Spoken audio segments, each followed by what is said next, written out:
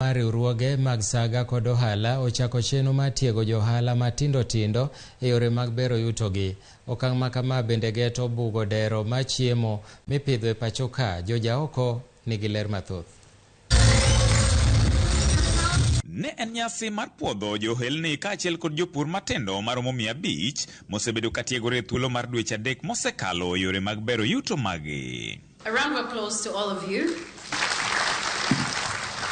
E nyasi no mane obagi Mombasa, jatend migawo mar riwruoge mag saga kod ohala Simon Chelogui koni jopur mathoth osebedo ka jwang'o tij pur kaluwore gi yuto mani piny, gino mikoni duoko piny kiwango mar chiemo e pacho ka. On maize, which is our main staple food, we produce our demand is approximately 52 million bags. Our farmers are only able to produce 40 million bags, meaning year in, year out, we have a deficit of 12 million bags. It is our desire and hope.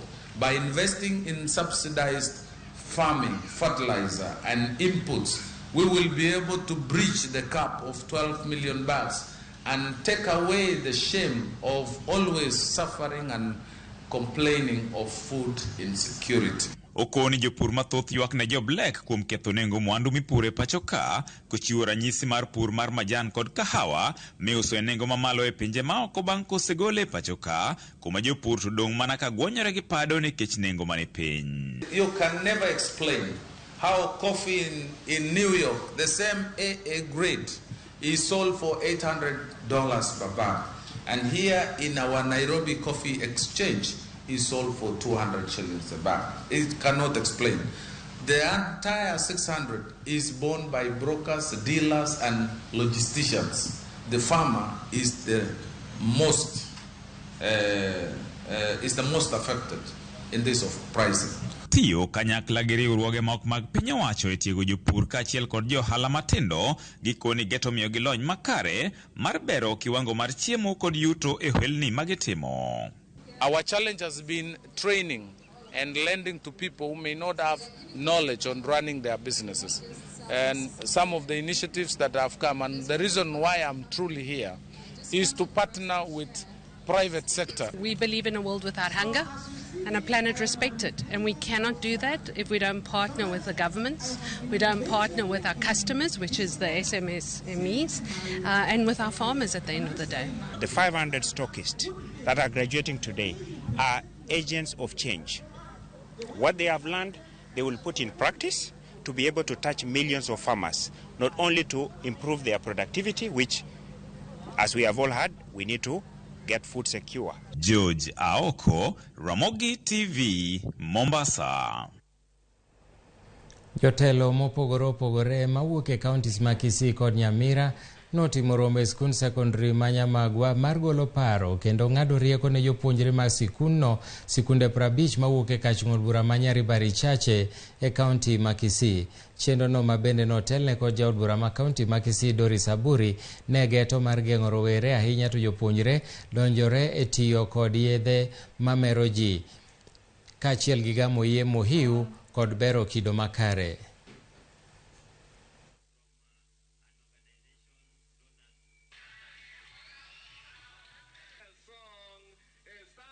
It was a mentorship day. I realized as a Mama County, Kisii County has a high rate of teen pregnancy, which comes along with HIV. We have cases of defilement. So through my knowledge, I managed to get some sponsors who came on board to mentor our girls and boys on the same. We are doing this because last year our students performed very well from the larger Gusii region, and we are doing this ahead of the education committee that is going around the country trying to investigate whether there was any cheating in our national exams. But we are sure that our students from this region passed on merit because of the partnership between the teachers, parents, and the leaders. We all as a society have a duty to bring up our children in a manner that they will fit in universally in the globe.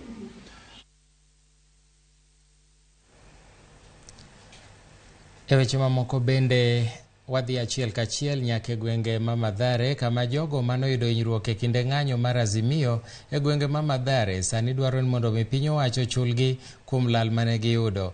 Giwacho ni kinde ma jodito mag Azimio kod Kenya Kwanza ne bago twak, wach mar chulogi kuom lal bende nyaka bedie. Simpros Okinda olimo jodak makono. Simpros, kaponi nyalo winja ka intiere Mathare kanyo, inyalo nyisowa ni to dwaro mar jogi gichwalo ne ng'a, koso gidwaro ni mondo piny owache ma mondo chulgi, koso jo Azimio mane bago ng'anyo. Pero kama na Nyamilton, adwa ni mondo anyisi ne wasewuok e kar dak ma Mathare kendo waluwo miyo moro mani kod nyathi nyaka e od thieth ma Kenyatta, ma bende sani kama wantiere en oko mar od thieth maduong' mar Kenyatta.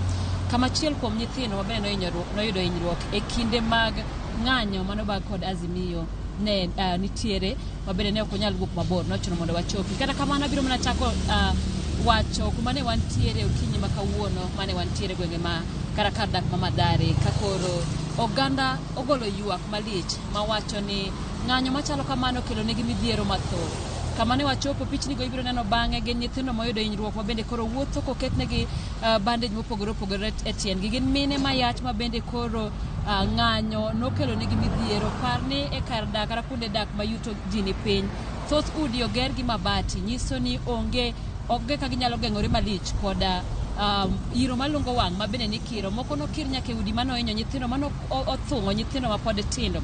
Ka bende go mine go ywak ni e sama tulo wuok, to mine gi nyithindo ahinya manitiere kuonde dak mongore ma bende koro yudo lit miwuoro. Gikwayo jatend piny William Ruto kachiel kod Raila ni mondo mi oket twak.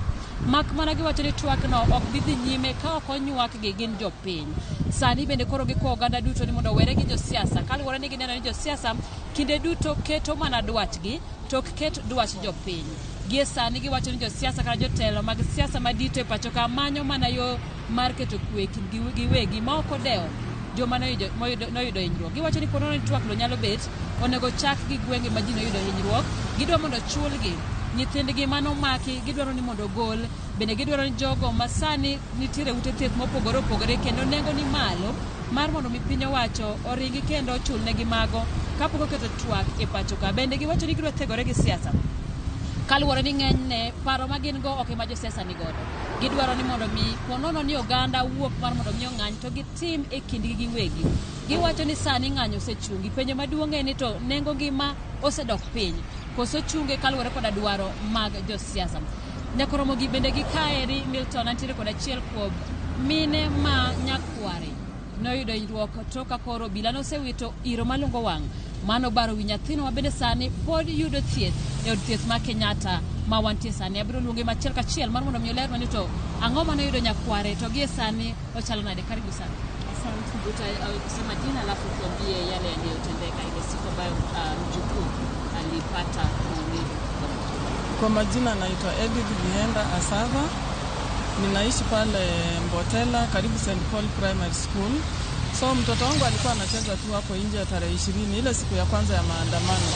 Wakawa wanacheza tu hapo nje ya geti karibu na duka. Maaskari wakawa wanakimbiza vijana, wakarusha tear gas. Tear gas ilikuja kama imegonga mtoto, ikamrukia kichwa na ikampasua. Mtoto alienda akaanguka huko, akaangukia mawe, akaumia macho pia. Na maaskari waliendelea kwenda kukimbiza vijana. Mtoto alibaki pale karibu 10 minutes.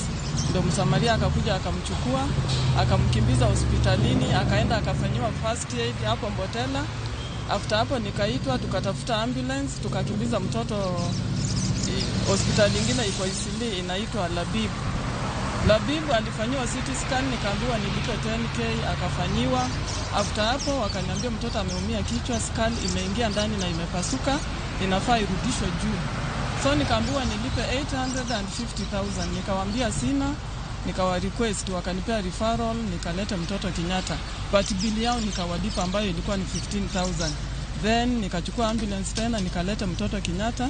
Kenyatta ndiye ameshughulikiwa, akafanywa operation ya kichwa. Juzi ndio nimepewa discharge. Bill inasoma 76,000 ile inafaa nilipie. Na nikawaelezea, nikawaambia sina. So nimeenda nikaongea na social worker, akaniambia atajaribu bila anaweza anisaidia. Nini ungependa kuambia wenye siasa ambao wanafanya huko tunakuja baada ya kusema ukweli, mimi ile kitu tu naweza ambia wanasiasa, in case kama jambo limetokea, wakae tu chini waelewane, kwa sababu hii mambo ya maandamano imeleta hasara kwetu.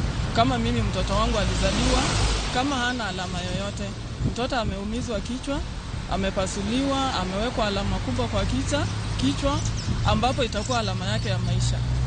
Alafu kuongezea kwa hiyo bado huyu mtoto ameafektiwa hata akili na hakukuwa hivyo, na sababu tu ni ya hii maandamano. Kwa hivyo imetuletea hasara kubwa sana. Milton, mana kaka sewinjo ma en achiel kuom mine mabende kale midhiero thoth ni sama jotelo manyo ka ginyalo twak oganda mabende koro noyudo hinyruok mopogore opogore pod ok ong'eyo ni to en ng'ama biro resogi. Ka thoth nyithindo mana kaka iwinjo sani ok dhi sikul, jonyuol koro dong' mar mondo mi orit nyithindo manohinyore, jonyuol moko omaki. Penjo maduong' ni to bende twak midhi keti en mar jopiny manoyudo hinyruok kata mayudo hinyruok kinde ka kinde, koso en twak mar konyo jotelo ahinya e yor siasa. Kao kamano aduogo ire studio Milton. Erokamano ahinya Simpros Okinda kuom ripot makamano. En wach malit ahinya. Nyathi mane onge kata maandamano koro min gi kone no chul $850 nikech tiagas olwar kuome. Watimo mos ahinya ne familia no. Kata kamano nyako Ramogi, wadhi nyime gi weche manyien mag Migago gi e thuolo nieri. Adwani mondo wakau yweyo matin kaeto waduogi gi weche mamoko.